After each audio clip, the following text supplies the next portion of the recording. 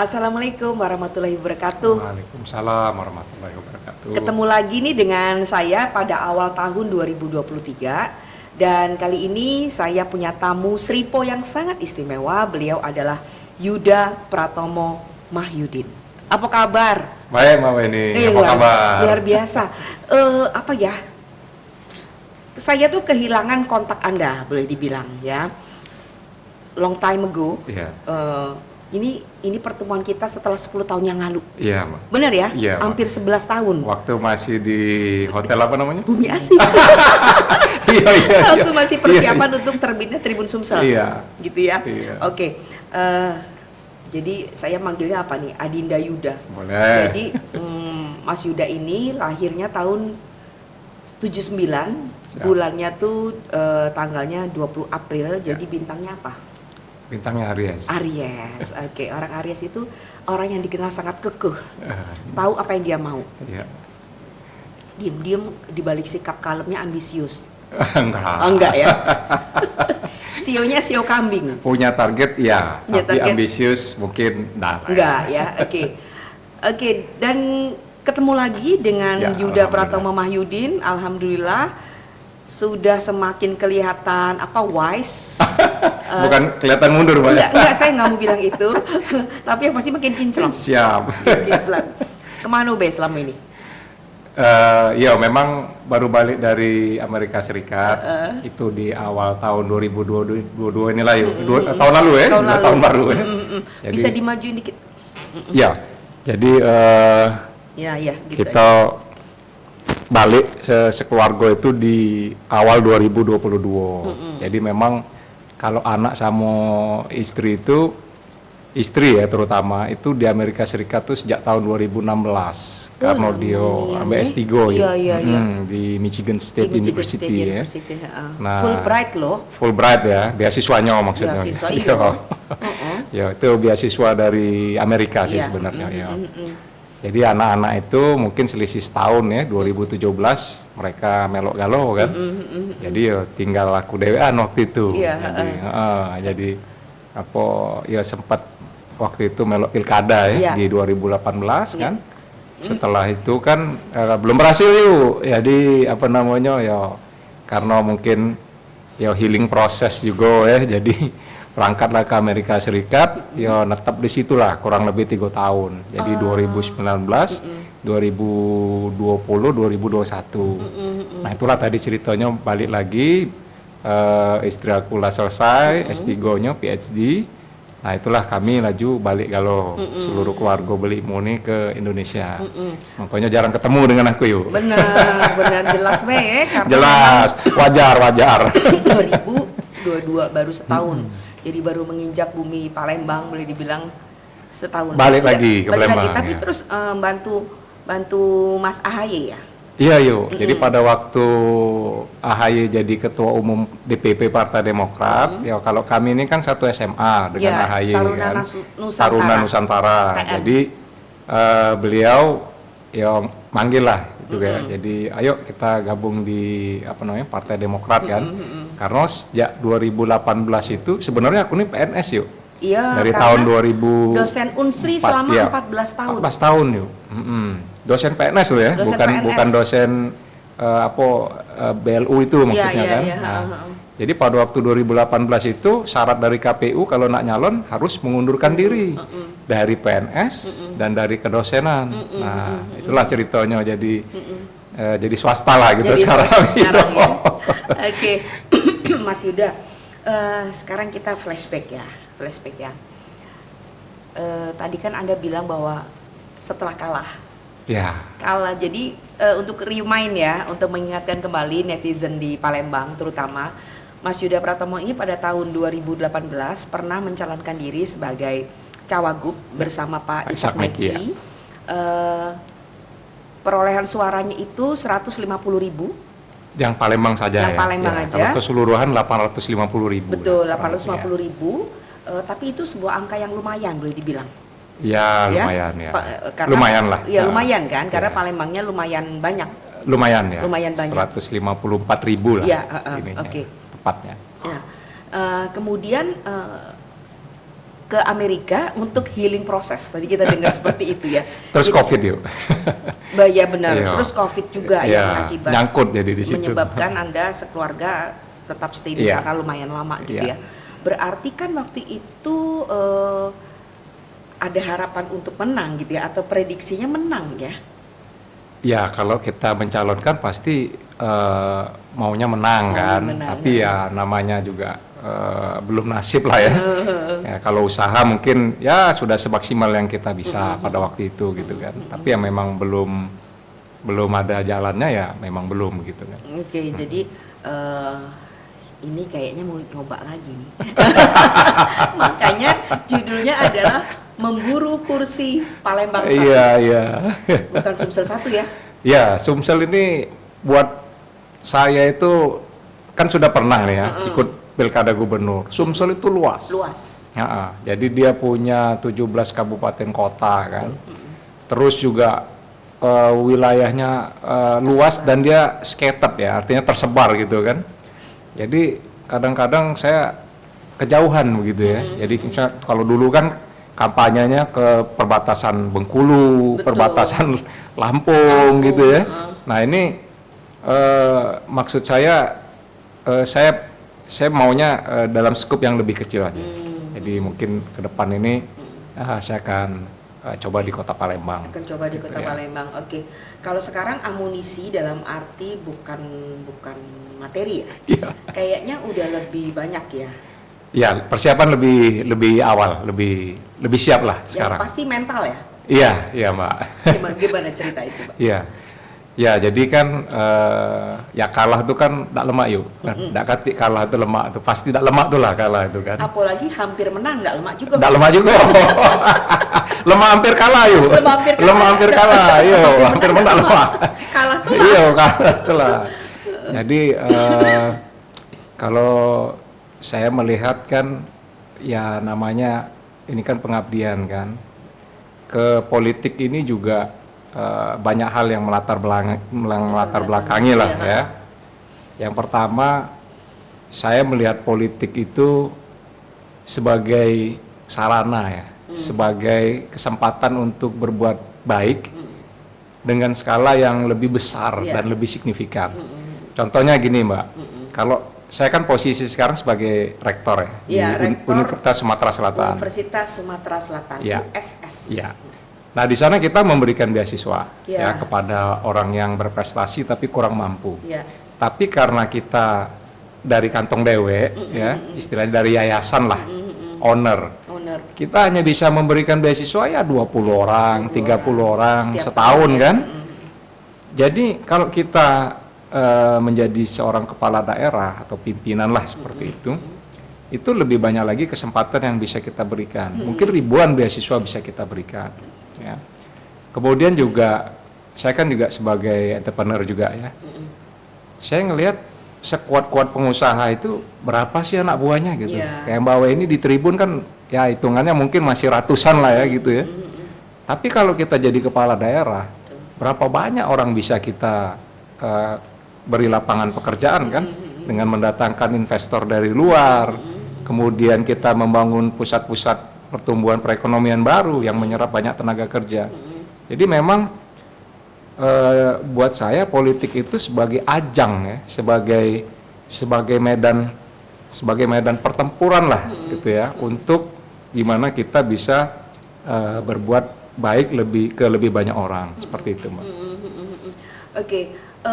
Kalau Anda melihat Palembang sekarang ini, konsep dasar atau konsep yang paling real mau diterapkan sehingga bisa merebut hatinya warga Palembang itu seperti apa sih?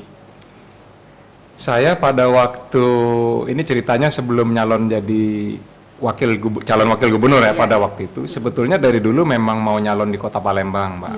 Tetapi pada waktu itu ada sesuatu dan lain hal lah, sehingga kesempatan itu tertutup, tidak ada untuk di Kota Palembang. Jadi kalau istilah militer itu melambung Mbak. Jadi melambung tiba-tiba sampainya ke Pilkada Gubernur. Nah pada waktu itu saya sudah mengkonsep yang namanya Palembang Maju. Maju itu akronim.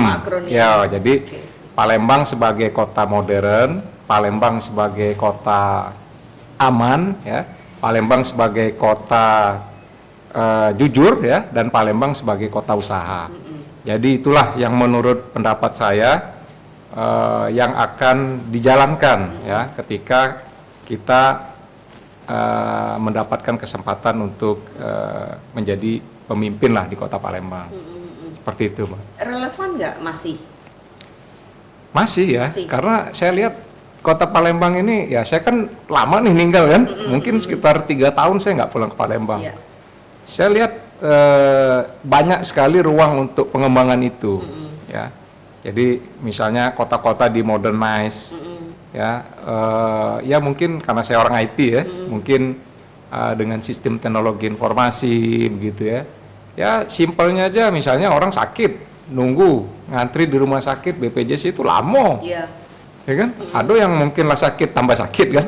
Nah, jadi mungkin ya dengan sebuah sistem queuing system seperti itu kan kita bisa memudahkan lah ya masyarakat itu untuk menerima layanan publik dari pemerintah. Itu hanya satu contoh kecil aja. Satu contoh kecil. Jadi Mas Yuda ini saya baca-baca gitu ya juga sangat tertarik dengan komunitas ya. Iya, Mbak. Pernah punya ide untuk mendirikan akademi komunitas. Itu kayak apa konsepnya? Ya, kalau akademi komunitas itu begini, itu sebetulnya sebuah pendidikan non gelar, Mbak. Jadi kalau di luar negeri itu namanya community college. Jadi di Amerika Serikat itu banyak gitu, maksudnya familiar. Kalau di sini kan orang lulusan mana, lulusan akademi komunitas, mungkin enggak familiar. Kalau di sana community college itu familiar. Jadi orang-orang yang ingin meningkatkan kemampuan kemampuan apa saja ya, teknikalnya, tapi dia enggak ada gelarnya seperti itu. Jadi dia lebih kepada kompetensinya. Jadi nanti vokasi ya? Iya, vokasi ya. Ya, vokasi kan sebetulnya ada lagi sebetulnya ya, kayak Poltek begitu ya. Nah, itu kan jalur pendidikan vokasi ya, seperti itu. Saya ngeliat kayaknya community college ini dia ada tersendiri mekanismenya seperti itu, Mbak. Itu juga akan menjadi konsep Anda nanti ketika maju ya? Iya, jadi istilahnya kan nggak semua orang tuh bisa mengenyam pendidikan tinggi ya.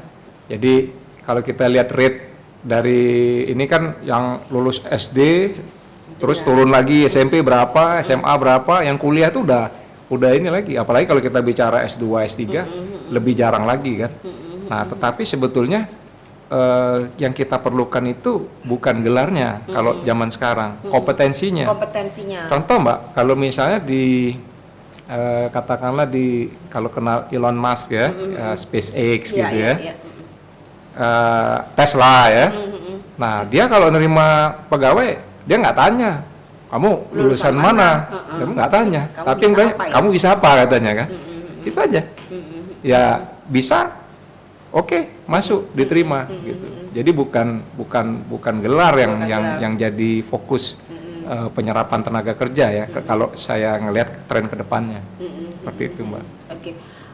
Jadi Mas Yuda ini boleh dibilang orang yang sangat well educated ya? Ya lumayan lah. Well educated. Biasa baik. Istrinya juga ya. Dan Anda itu dibesarkan atau lahir dari keluarga yang boleh dibilang mapan ya. Tetapi yang sangat memperhatikan pendidikan ya. Padahal waktu SMP, ini saya baca-baca tadi kan, ini pernah jadi anak bandel, tapi kemudian sadar, jadi masuk ke SMA Taruna Nusantara. Iya. Kenapa seberapa penting sih buat Anda pendidikan itu? Pendidikan tuh penting, Mbak, penting sekali. Itu tuh sebagai basic ya. Ini kan kalau kita bicara pendidikan apa dulu nih? Apa pendidikan formal? Pendidikan formal. Kalau ada kan tentu pendidikan akademis formal ya, maksudnya. Ya, itu penting. Sampai S3 itu kan kalau saya udah dingin banget S3. Iya. Jadi begini. Pendidikan itu sebetulnya bukan segalanya, tapi itu sesuatu yang harus kita punya gitu. Iya. Sebenarnya kita S1, S2, S3 tuh biasa baik gitu ya. Tetapi ya it's a must gitu ya, sebuah keharusan gitu loh bahwa kita itu punya dasar pendidikan. Kenapa penting? Karena banyak hal konsekuensi dari pendidikan ini. Contohnya misalnya kalau orang ini kan judulnya apa tadi? Yang pilkada ini tadi ya. Oke. Memburu ya. Palembang 1. Ini nih pendidikan ya. Memburu kursi Palembang. Kenapa di Amerika Serikat itu tidak ada money politics yang seperti kita? Ya, contohnya misalnya serangan fajar, gitu. Nggak ada di sana. Nggak ada. Di sana orang milih betul-betul calon yang berkompeten dipilih. Nggak ada serangan fajar, nggak ada juga orang bagi-bagi beras di situ, ya kan? Kenapa? Karena makannya roti. Iya, benar juga, Mbak. Kentang sama roti. Iya, benar juga. Tapi ya nggak ada lah bagi-bagi kayak nggak gitu. ada bagi beras. Iya, benar juga. Nah, jadi saya lihat mengapa bisa seperti itu, karena memang di situ taraf pendidikannya itu sudah agak tinggi, Mbak. Jadi mereka pemilih-pemilihnya itu lebih rasional. Betul. Seperti itu. Jadi kalau kita pengen pemilihan di Indonesia ini berjalan secara rasional, memilih orang yang terbaik yang kita pilih, maka kita harus meningkatkan taraf pendidikan kita. Itu salah satunya, Mbak. Ya selama taraf pendidikannya masih jelek, ya wani piroto gitu kan? Betul. Nah itu. Kalau dia agak ada isi otaknya gitu kan, dia pasti berpikir kan, oh saya cuma dikasih uang sekian misalnya, taruhlah berapa, sekarang nggak tahu pasarannya. Dikasih misalnya 50.000 misalnya kan, tapi dalam waktu 5 tahun ya kita bukan naik, maksudnya kita tidak dapat apa-apa kan, mendapatkan pemimpin yang tidak bagus gitu. Jadi kita untuk apa kita menjual diri dengan uang 50.000, 100.000 untuk mendapatkan pemimpin yang nggak qualified menurut saya, baik integritas maupun kompetensinya, kan rugi. Tapi kan persoalannya di Indonesia ya tahulah sendiri.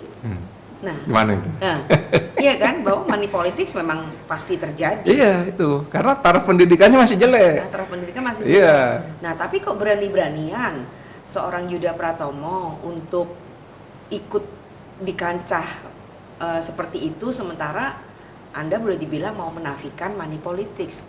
Nah, gimana mau menang? Ya, jadi begini Mbak. Jadi ada satu lagi alasan kenapa saya itu terjun ke politik. Saya ini orangnya senianan nih, kalau kata orang Palembang itu ya. Artinya sebeneran lah istilahnya itu kan. Sungguh-sungguh. Sedangkan politik ini kalau saya lihat satu ekosistem yang kotor lah. Ya. Ekosistem yang kotor? Iya, maksudnya lingkungannya. Contohnya aja, orang kalau mau jadi kepala daerah, dalam prosesnya dan setelah jadinya pun nggak bener gitu. Contoh misalnya, mau jadi dia mana politik, ya kan, nyeram pakai uang. Ya enggak. Setelah jadi pun dia korupsi. Iya. Ya kan? Coba berapa orang sih yang udah ditangkap sama teman kita yang di Jakarta itu kan? Berapa banyak pejabat yang ini? Kepala daerah ya. Iya. Dan dulu saya ini kan dulu pernah jadi ketua HIPMI ya, Mbak ya. Iya. HIPMI Sumatera Selatan. Iya. Jadi pernah aku tanya dengan kawan-kawan pengusaha itu. Nah, kamu ini ya yang dapat gawean di pemerintah gitu ya. Ada enggak kira-kira yang mereka itu tidak minta fee, ya mereka noleh kanan noleh kiri, ujung-ujung jawab tak kati katanya. Nah berarti kan minta galau, ya kan? Berarti memang secara proses dan pasca proses itu politik ini nggak bagus gitu. Nah saya ingin ngubah itu Mbak, ya kan? Ya masa sih nggak ada misalnya wong baik dikit atau misalnya wong agak kompeten dikit yang bisa jadi seorang pemimpin di daerah gitu kan, ya kita harus mencoba kan gitu kan, karena terus terang saya ini capek jadi orang baik yang permisif gitu. Orang baik ini kan tentang permisif kan. Betul. Jadi kalau misalnya ada wong sudahlah memang dia tuh gilo gitu kan, yang waras minggir baik gitu kan, saya capek Mbak ya. Harusnya tuh dia tuh ngomong bukan sing waras minggir, sing ora waras minggir, gitu kan? Sing ora waras minggir. Sing ora waras minggir, sehingga pemimpin yang waras, yang baik, yang pinter, punya kemampuan, berintegritas, ya orang-orang seperti ini yang maju, gitu. Nah, kalau saya misalnya diem aja, orang kayak saya diem aja, nggak take action gitu loh kan? Berarti ya sudah, berarti ya wong-wong itulah lagi, gitu kan? Nah, saya nggak rela. Saya nggak rela anak-anak saya gitu ya, cucu-cucu saya itu hidup di satu dunia yang yang nggak benar gitu kan. Makanya ya sudahlah. Saya Bismillah aja mengabdikan diri. Kan belum tentu juga nasibnya jadi sama kan. Tapi kan setidaknya kita mencobalah untuk sesuatu yang lebih baik. Itulah Mbak alasan. Oke. Kita sekarang cerita soal, tunggu dulu ya, apa ya? Tadi itu saya belum tanya mengapa sih nama Yuda ini ada Pratomo. Kan bukan wong Jawa. Wong Lahat, Jemelahat. Iya. Kenapa ada Pratomo? Jadi dulu itu ini ceritanya ya asal usul nama. Jadi nama saya ini Yuda Pratomo. Ya Mahyudin itu nama orang tua. Nama bapak. Ya nama almarhum ya. Iya. Jadi Yuda itu kalau dalam bahasa Sanskerta itu artinya perang, Mbak. Semua orang tahu asli.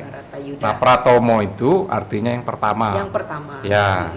Jadi kalau ada perang, saya yang pertama maju. Oh, gitu. Tapi bukan umpan peluru ya maksudnya. Iya. Jadi maksudnya itu kalau ngelihat ada yang nggak bener ya gitu loh, saya duluan maju. Gitu loh. Dan saya ngerasa ya ini panggilan saya gitu loh. Bersaudara berapa ya? Saudara 3. Anda nomor 2. Nomor 2. Jadi ada kakak cowok, ada adik cewek. Oh, tapi kenapa Mas Yudanya yang maju duluan diminta? Yang pertama kan cowok juga. Ya, maksudnya itu pertama dalam berjuang melawan ketidakbenaran tadi, Mbak. Oh, bukan pertama anak pertama ya maksudnya. Iya. Ya, situ. Mungkin kelihatan karakter kepemimpinan dari kecil kali ya.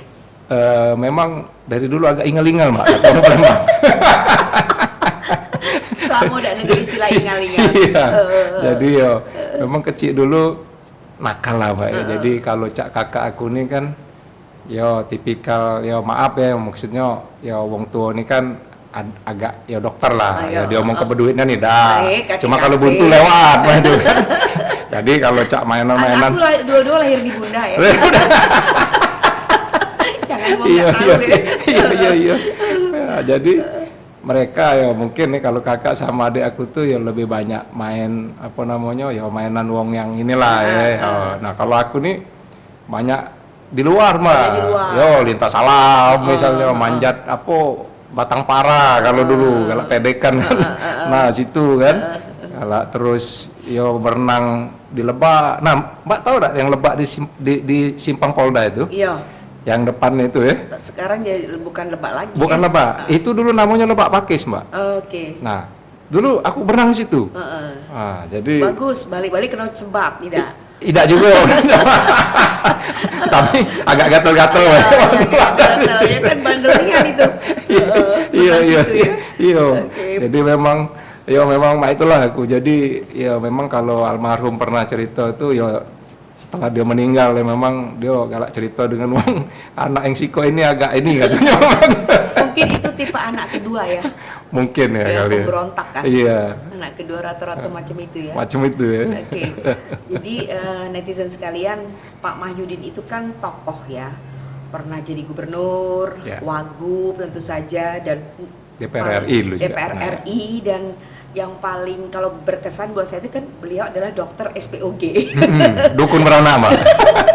Dukun beranak modern. Iya. Pasiennya banyak nih Iya. juga lucu Pak Mahyudin itu abah ya kita manggilnya ya.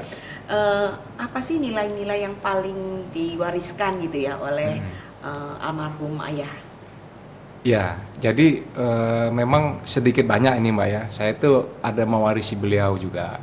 Itu pertama dia orangnya senianan juga Mbak. Jadi dia itu pada waktu jadi dosen, pada waktu jadi pemimpin rumah sakit gitu ya. Waktu jadi dosen senianan dia. Artinya memang kalau yang pintar, yang bagus memang kau lulus itu kan. Juga di rumah sakit kalau aku galak jingok dia nerima pegawai ya. Adalah yang nitip sini situ sini. Dia kalau misalnya uangnya bagus. Yang kan misalnya keluarga misalnya nih kan atau kenalan. Tapi hasil tesnya tidak bagus, tidak juga. Tidak galak. Oke. Balik dari Amerika ini kita ngomongin bukan apa ya, karena kan Mas Yuda ini cukup lama ya di Amerika ya. Lama Mbak. Kaget nggak ngeliat Palembang? Tapi kan Palembang udah maju ya. Iya. Hanya sampahnya masih banyak. Ya lumayan banyak gitu ya. Jadi kalau saya ngeliat kan. PR-nya apa paling besar menurut Anda? Sebenarnya ya saya terus terang artinya nggak mau kita ngomong flashback ke belakang ya. Artinya setiap pemimpin itu kan punya fokusnya masing-masing ya. Ya kita lihat kalau di nasional itu kayak Pak SBY dulu mungkin lebih banyak ke humannya, ke SDM, tapi mungkin kalau Pak Jokowi kan lebih ke infrastrukturnya gitu kan. Sama juga di pemerintah kota sekarang, mungkin fokusnya beda gitu ya. Mungkin fokusnya apa bener sungai gitu ya atau apa dan lain sebagainya. Tapi saya lihat memang banyak hal yang bisa kita lebih perbaiki lagi, Mbak. Jadi banyak contohnya misalnya soal banjir kan. Saya rasa ahli-ahli, profesor, doktor, sipil ya, terutama bidang perairan, misalnya kepala dinas dan lain sebagainya, mereka saya yakin punya master plan untuk apa namanya, untuk bagaimana caranya menanggulangi banjir ini. Cuma masalah dijalankan apa enggak? Yes, that's it. Jadi political will-nya kalau menurut saya. Jadi mau nggak nih gitu loh. Dan melaksanakan itu kan nggak semudah konsep. Betul. Di lapangan itu banyak kendala-kendalanya, dinamikanya kan. PRD-nya. Iya. Kan? Jadi bagaimana kita bisa mengorkestra lah ya antara eksekutif, legislatif, pemerintah pusat dan lain sebagainya untuk duduk bersama ya mencapai tujuan yang sudah kita sebenarnya Palembang ini tahu gak loh Mbak? Benar. Cuman ya kan? galak apa tidak? Iya, galak atau tidak, mampu atau tidak. Makanya penting kepala daerah itu punya basic kompetensi, kecerdasan lah maksudnya itu. Jadi yang pertama dia tidak dibudi gowong, kira-kira macam itu kan. Kedua, kalau budi ke pasti tidak, ya kan? Yang pasti jangan budi ke, yo. Yang kedua, kalau dia punya kompetensi, walaupun katakanlah misalnya Cak Aku kan Mbak ya, aku ini kan sarjana IT lah ya. Mungkin secara kesipilan, maksudnya membangun jembatan, jalan, aku tidak perlu paham. Ya. Tapi kan secara makro, kalau kita ini berpendidikan, kita ini punya logic thinking namanya. Betul. Logika berpikir, ya kan?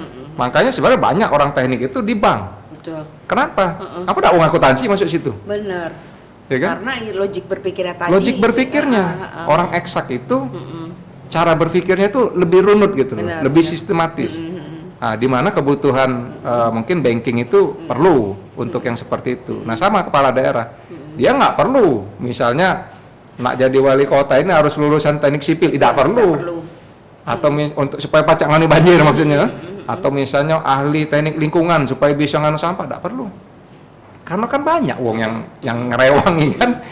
Yang diperlukan dari seorang kepala daerah itu adalah political will-nya, Mbak. Political will, mampu menjadi orkestra tadi, dirigen, dan terutama juga leadership ya. Leadership-nya, karakternya. Sama sih kok, Mbak, jangan korupsi. Jangan korupsi. Oke. Jadi kalau saya lihat dari interestnya Mas Yuda ini banyak nih ya. Ada leadership, ada soal apa tadi connecting, networking.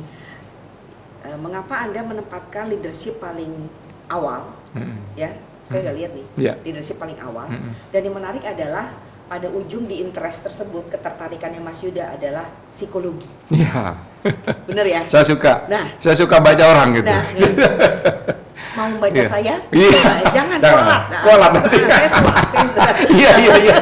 Saya jauh lebih tua. Iya. Jadi bayangin dia Mas Yuda SMP, aku SMP Mas Yudanya baru lahir. 79. Oke. Kenapa begitu? Kenapa leadership di awal dan kemudian psikologi di akhir? Ya, jadi saya melihat begini Mbak ya. Sumber dari sumber masalah itu ada di pucuk pimpinannya Mbak. Jadi di leadernya ya. Makanya leadership itu penting buat saya ya. Contoh misalnya negara ini mau diapain terserah presiden kan. Ya kan? Kota Palembang ini mau diapain terserah wali kotanya. Nah, tinggal masalahnya kan gimana sih kita cari wali kota yang bagus kan, gitu kan? Pertama dia punya leadership yang bagus kan, karena ngurus hampir 2 juta penduduk Palembang tidak mudah, dengan berbagai macam kepentingannya dan lain sebagainya. Dia harus punya leadership yang kuat, dia harus punya karakter yang kuat, ya. Karena kalau tidak lecet-lecet dia kan. Jadi misalnya, oh ini tadinya tidak boleh, misalnya jadi boleh gitu kan. Yang mengubah yang bukan peruntukannya dan lain sebagainya. Nah itu makanya saya menilai leadership itu penting Mbak. ya kan? Itu leadership itu kan kalau by definition itu bagaimana cara kita meminta orang untuk melakukan sesuatu berdasarkan misi kita, ya, tapi secara ikhlas gitu, ya kan? Supaya tujuan tercapai. Supaya tujuan tercapai. Ya makanya tadi. Jadi leadership yang bagus itu akan mengorkestra seluruh sumber daya Betul. yang ada di Kota Palembang ini. Mulai dari warga biasa, kepala dinas, dosen, yang lain-lain. Jadi satu ini Orkestra yang bagus. bagus untuk kepentingan memajukan Kota Palembang. Makanya konsep saya itu Mbak di Palembang Maju itu participative government. Partisipatif government. Iya. Kayak judul itu ya, disertasi ya. Jadi Oke. jadi artinya Kota Palembang ini tidak akan selesai lah sama oleh wali kota, wakil wali kota atau sekretaris daerah. Yang otaknya ya cuma siko, tiga, tidak cukup. Tangannya juga terbatas kan.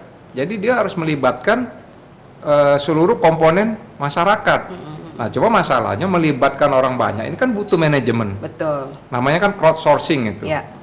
Nah, kalau dia tidak punya ilmunya, ya jadinya pening pala. Segala lagi pening pala. Pacar. Nah, makanya sebenarnya ada yang namanya kan sekarang artificial intelligence. Yes, AI ya. Jadi AI itu kan bisa menghimpun seluruh isi otak orang, ya kan? Dan menyimpulkan mereka ini apa sih? Jadi benar sebenarnya. Namanya kepala daerah itu eksekutif. Kenapa dia disebut eksekutif? Karena dia hanya mengeksekut. Ya. Ya kan? Dia sebenarnya tidak usah pikir banyak-banyak. Ya kan? Tidak usah pikir banyak-banyak. Nak diapui Palembang ini, tidak usah pikir banyak. Tanya aja dengan wong yang ada. Ya kan? Terus dikumpulkan, dibahas, diadakan FGD seperti apa. Dan dia come up with solutions. Dan dia di-execute oleh seorang kepala daerah. Ya itu kan, that's why kita ngomong eksekutif kan. Nah itu leadership. Nah kalau yang tadi psikologi itu saya ini bukan suka membaca orang ya Mbak ya. Kan dalam hubungan antar manusia ya, interpersonal hubungan kita, saya tuh sangat tertarik melihat mengapa orang itu berbuat sesuatu gitu ya. Motif ya jadi ya. Iya, jadi kayak saya misalnya memahami istri saya lah yang paling ini kan. Jadi bagaimana cara saya bisa memahami istri saya, anak-anak saya seperti itu sehingga dengan saya paham itu saya bisa ngerti gitu. Kadang-kadang kan di rumah tangga ini kan kita sibuk, dia sibuk. Dia pengen kita ngerti dia, kita pengen dia ngerti kita. Ya udah ketemu. Jadi kan? Memahami dulu ya, baru kemudian bisa dipahami. Bisa dipahami. Jadi kalau misalnya kita taruhlah mungkin tidak sepenuhnya kita paham ya. Mungkin kita bisa memahami setengahnya sudah bagus. Sebenarnya nak apa sih anak kita nih? Bini kita ini nak diapo sih? Nah, dengan adanya seperti itu, kita bisa membina hubungan yang lebih baik. Nah, itu juga bisa digeneralisasi di masyarakat. Saya tuh pengen paham gitu loh. Sebenarnya masyarakat nih psikologinya cak mana sih? Gitu kan? Perlu apa gitu ya? Needs-nya apa? Needs-nya gitu apa? Ya? Dan setahu saya kalau galak ke lapangan, Mbak ya, masyarakat kita ndak mulu-mulu, Mbak. Ya, pertama dia punya gawe. Betul. Ndak pulau nak gaji besarnya. Betul. Ya kan? Ada aktivitas. Ada aktivitas, cukup dia makan basic. Terus yang kedua, anak-anaknya baca sekolah. Betul. Ya kan? Ketiga kalau sakit baca berobat tak bayar. Terus kalau punya rumah tidak banjir. Betul. Ya? Jadi kebutuhan tuh simple sebetulnya. Betul. Bukan perlu nak beli Mercy misalnya kan, nak beli Alphard dah ada juga. Jadi sebenarnya masyarakat itu kalau kita baca secara psikologisnya tidak nuntut banyak-banyak sebenarnya mereka itu. Ya kan? Yang penting misalnya ya kalau kita sebagai pemerintah lah ya, itu ya ada kepedulian lah, itu kan. Apa sih sebenarnya yang mereka rasakan? Kali itu kan mainnya psikologis, itu Mbak. Jadi apa aku lebih senang dengan ilmu-ilmu leadership juga dengan ilmu-ilmu psikologi. Keren ya. Jadi ternyata itu yang mendasari seorang Yuda Pratomo untuk yang memahami motif dari masyarakat dan juga kebutuhan ya. Dan itu yang mendorong boleh dibilang nanti untuk maju 2024 insya Allah. Ya insya Allah itu jadi ada 4 hal tadi, adu gawe apa tadi yang kedua? Kalau sakit bisa berobat, anak sekolah mudah gitu ya. Jadi adu gawe bisa makan, berobat bisa nggak bayar, tidak sekolah banjir. Banjir sekolah kemudian tidak banjir. Bagus tuh. Ya, simple aja. Simple tapi mengena ya. Dan basic ya. Itu basic needs lah. Basic needs ya. Biarpun basic needs tapi ternyata itu belum bisa terpenuhi ya secara 100% boleh dibilang ya. Oke, betul. Jadi itu bolehlah buat jualan nanti. Ya sebetulnya kan tidak perlu dijual tuh sebenarnya automatically ya. Secara logika itulah kebutuhan masyarakat gitu. Jadi ya enggak perlu juga nak cak manonian. Iya. Enggak, tapi kan memang itu yang diperlukan. Iya. Ya. Jadi waktu saya datang ke Palembang tuh tahun 88 penduduk Palembang baru 800.000. Baru 800.000. Sekarang hampir 2 juta nih. Iya, sekarang hampir 2 juta. Pertumbuhannya lumayan ya. Lumayan. Setelah saya 34 tahun di Palembang jadi 20. Jadi hampir 2 juta. Jadi hampir 2 juta ya. Dan insya Allah itu nanti akan menjadi tanggung jawabnya Pak Yuda itu. Amin. Memajukan Palembang itu ya. Siap. Oke. Yang pasti gini, Pak Yuda mau jadi orang nomor 1, tidak jadi nomor 2. Oh ya, exactly kan.